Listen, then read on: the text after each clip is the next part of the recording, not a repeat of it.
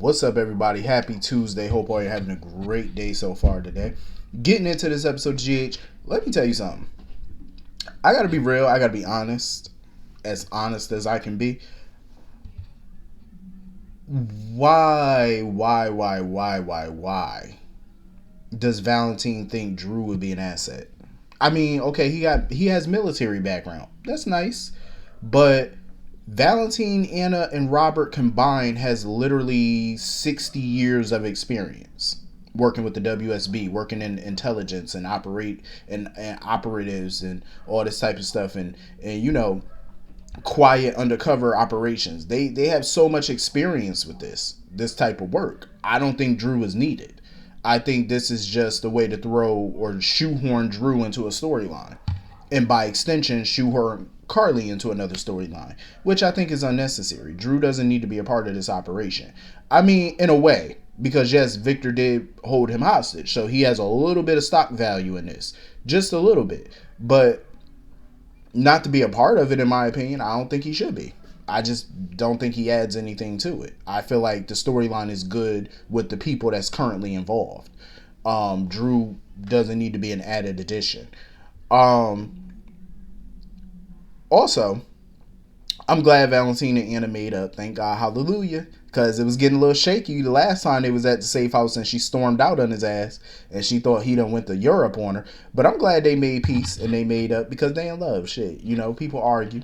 People get into fights. You know what I mean? Love isn't always peaches and cream. It's not always blissful every day. So I'm glad we saw them have a little tiff, but they made up rather quickly. Thank God. And they're gonna shut Victor ass down. Lucy need to go sit her little self down. Listen, Maxie looked all type of offended when Lucy pretty much put it out there that she's the only one who could handle the nurse's ball. Maxie was so offended. She was like, "Hello, I'm standing right here, like for real." I'm like, this is what Maxie does on the side. She plans events. Like, this is one of her specialties. Everybody that has an event in town literally goes to Maxie to help plan. Most of the people in town do. And she always pulls it off. Maxie has done a lot of events that look immaculate. You know what I mean? So it's kind of ridiculous that Lucy would think otherwise. That she would downplay her talents like that.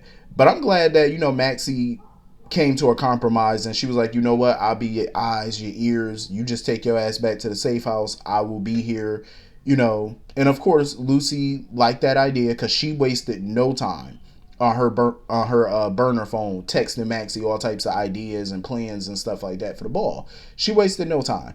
And if I was Maxie, I would placate the hell out of her.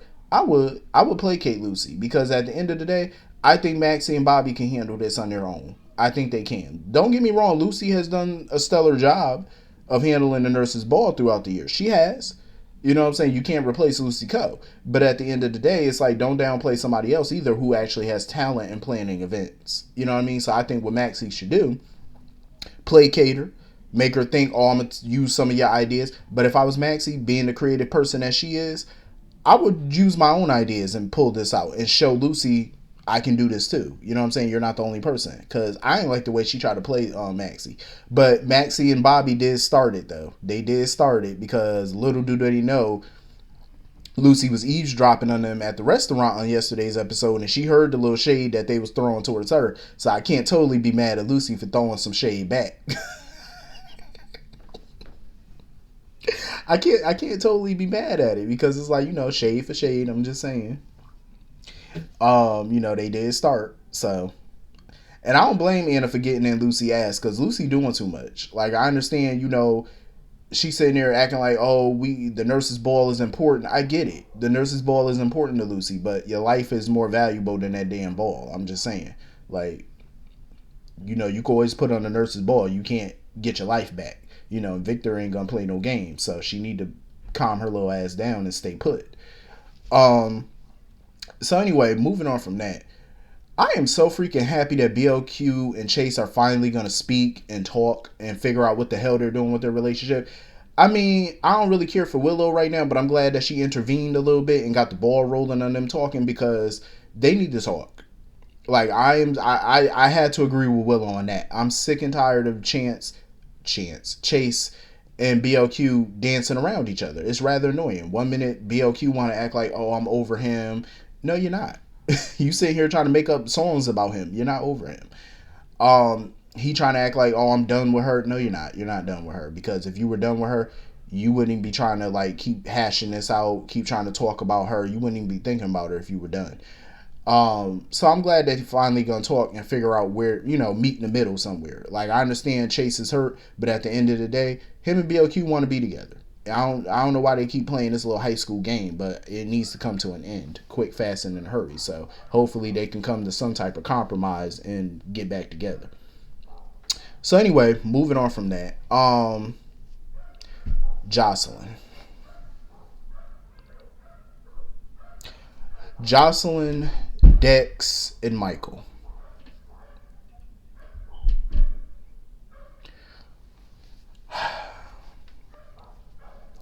I was completely and utterly over that entire scene. I understand that there's people out there that are rooting for Jocelyn and Dex. For right now, I'm not one of those people. I'm going to tell you why. Because she's literally ready to risk it all for this dude that she hardly knows. She doesn't know anything about him. Only every time I see Josh and Dex, I don't see super couple. I've seen some people on Twitter talking about, oh, they got the makings of a next super couple. No, the fuck they don't. What show are you watching? No, they don't. No, they don't. Super couples didn't sit around sleeping on little dusty couches all day and talking about one person every day. That's not what makes a super couple. I've watched Angie and Jesse and All My Children. I've watched Adam Chandler and Erica Kane. I've watched Bo Buchanan and Nora. Those are super couples. Okay? I've watched Sonny and Carly. I've watched all these people. Those are the makings of a super couple. It's not just lust. There's actual romance there. I don't see no damn romance between Joss and Dex. Not saying that it couldn't get there. I don't see it. I just see lust. I mean, all they do is have sex on the couch and one time in her dorm room, and they talk about Sonny night and day. That's what they do. 24 hours, their mind is on Sonny Corinthos. That's not romance. That's not what makes a super couple. It's not. You know what I mean? I don't know. Maybe that's some new age shit or whatever that this generation is calling a super couple. But I grew up watching real super couples, and I've seen how they're made. And this is not how you make them. This is just my opinion. Everybody got an opinion. This is just mine. I just don't see it. You know what I mean? Sitting around talking about Sonny all day is not. It's like watching fucking paint dry for me. You know what I mean? Like, that's not super couple material.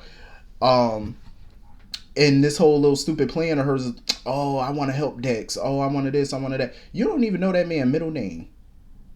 For all you know, his middle name could be Dex Geronimo. You don't know that man's name. You don't know who his mama is. His mom could be the Unabomber for all you know. You don't know nothing about this boy. But yet you're willing to risk it all for him. You're willing to help him take Sonny down. You're willing to be a part of this plot for somebody that you don't know, and you've known Sonny since you were born. The fucking disloyalty. My goodness, Michael and Jocelyn just pissed me off, especially Michael. Like, I understand he's upset with Sonny. You have every right to be. But I feel like he's taking this way too far.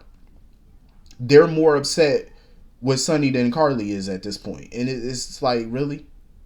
Really? It's so ridiculous. It's so ridiculous. The disloyalty. Sonny may not be a perfect father, and I got my bone to pick with him too about certain things.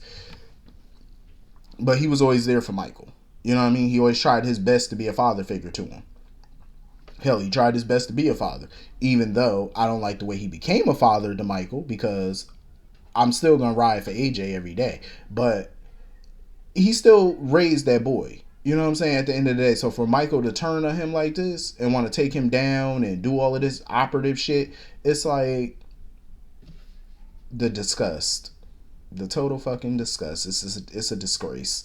Like, and especially Jocelyn. Like, y'all doing all this to protect Dex, somebody that you don't even know who his mama is, who his daddy is. You don't even know where he was raised. All you know is that he was ex-military. That's all you know about this dude. You know what I'm saying? And she's willing to just risk it all for him, I guess. The plan is very stupid, though. Oh, we got to make sure Sonny don't know that y'all a couple. Y'all can't even give off a hint that something's going on.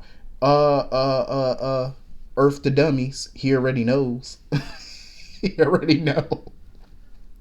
And the funny shit is they don't even know he know. Like, he already knows. Spencer already snitched y'all out. He already beat y'all dumbasses to the punch, so good luck with that one. And Michael want to sit here and play the martyr role. Oh, because Christina and Dante, they're all going to be upset, and I'd rather take the blame for it than Jocelyn. Oh, shut up, Michael. I hope Dante knock him on his ass. I know it won't happen, but one can hope. Um, Speaking of Dante, I love the relationship between Dante and Sonny. I say this all the time, but it's so true. They've come a long way. Like, if you look at them from 2010 to now, woo, they came a long way. And I'm happy to see it. You know, at least Sonny got a couple kids that still ride for him, that still got his back, because them other two that he's been a part of their lives, they some disloyal bitches. I'm just saying. Like, I would just straight off with their fucking head at this point. I mean, how disloyal can you be? My goodness. Act like a bunch of spoiled brats that just didn't get their way, so they want to act all pissy. Um, I totally get where Sonny coming from, because I hate when people keep bringing up the fact that, oh, what if he left the mob? Oh, what if he can't leave the fucking mafia? He can't. I mean, he can, but he can't never live a regular life if he does. He knows too much. There's too many enemies out there. He's made too many enemies throughout the year. If he left the mob and gave up all of that and tried to live in Port Charles, he would have no backing. You know what I'm saying? All the power that comes with being a mob boss would be gone. It would be done. His name would mean shit in the business. So it's not that simple. People would, it would be easier for people to take him out. He wouldn't even be able to see his kids anymore, his grandkids. He wouldn't nothing. So I can't blame him. Leaving the mob is easier said than it is done. But I like that Dante got his back, though. You know what I mean? Like, I love it. Father and son, he was like, listen, I got you. You know what I'm saying? I'm not leaving you. Nina, I just don't see her handling Sonny's lifestyle. She claims she can. Plenty of women have claimed that. Plenty of women have claimed it, but only few actually meant it. I do believe, like, people like Sam. Sam could handle that life for the most part. She has done it for the most part until she had kids. And I get it. Once you have kids, it kind of changes the trajectory of things. Claudia. Ooh. Claudia Zacchara. Another woman who actually can handle that lifestyle. And the big reason why Claudia can handle that lifestyle, because she grew up in that lifestyle. So that made her and Sonny the perfect fucking match. The only thing was that bitch was duplicitous. I'm just... You couldn't trust Claudia worth a damn. Like, if you cross Claudia and you married to her, you had to watch... You couldn't even go to sleep. You had to stay up all night with your back against the wall like this. You know what I'm saying? Just watching from every which angle, because she was going to get you. Like, you could not play Claudia and get away with it. And I love her. I miss her so much. But people like her, Ava, those are people that can handle it. Carly, I feel like she handled it because she had no choice. But I feel like Carly tolerated it more than handled it. You know what I'm saying? But Carly did good, handling it or whatever. She tolerated it for the most part, but she did good.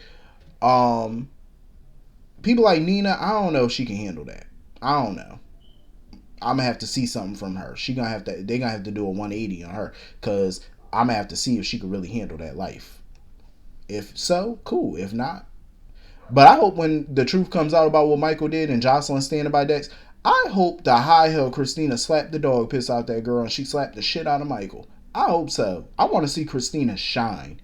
Like, I want to see her shine, because I love the relationship that Sonny has with her and Dante. I love it. And I just want to see, her and Dante unite and just go off on Michael and Jocelyn.